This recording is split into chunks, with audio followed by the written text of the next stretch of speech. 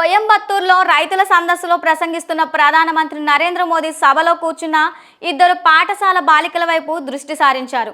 తన ప్రసంగాన్ని మధ్యలోనే ఆపేశారు. నేను రిటైర్ అయ్యే నాటికి భారత్ ప్రపంచంలో నెంబర్ 1 ఆర్థిక శక్తిగా మారుతుంది అనే సందేశం ఉన్న బ్యానర్ను శ్రీంగ్రా మిత్రా అనే బాలికలు పట్టుకొని ఉన్నారు. ఆ బ్యానర్ను చాలాసేపటి నుంచి వారి చేతుల్లో చూసిన ప్రధాని మోదీ వారి చేతులు నొప్పి పెట్టి ఉంటాయని భావించి వెంటనే ఆ బ్యానర్ను వేదికపైకి తీసుకురావాల్సిందిగా భద్రతా సిబ్బందిని ఆదేశించారు.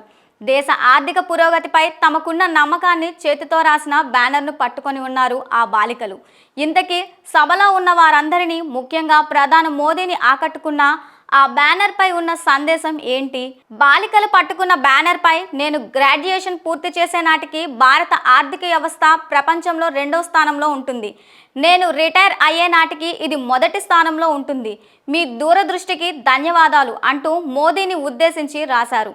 అయితే జాతిని ఉద్దేశించి ప్రసంగిస్తున్న ప్రధాని మోదీ దృష్టి ఈ బ్యానర్లపై పడింది. అది చూసి చదివిన వెంటనే ఆయన ఆ బాలికలను బ్యానర్ను వేదికపైకి తీసుకురావాలని కోరారు. ఆ సభలో ఉన్న వేలాది మంది ప్రజలను ఉద్వేగానికి లోను చేసింది. సభలోని వారందరూ కరతాళ ధ్వనులతో బాలికలను, ప్రధాని మంచి మనసును అభినందించారు.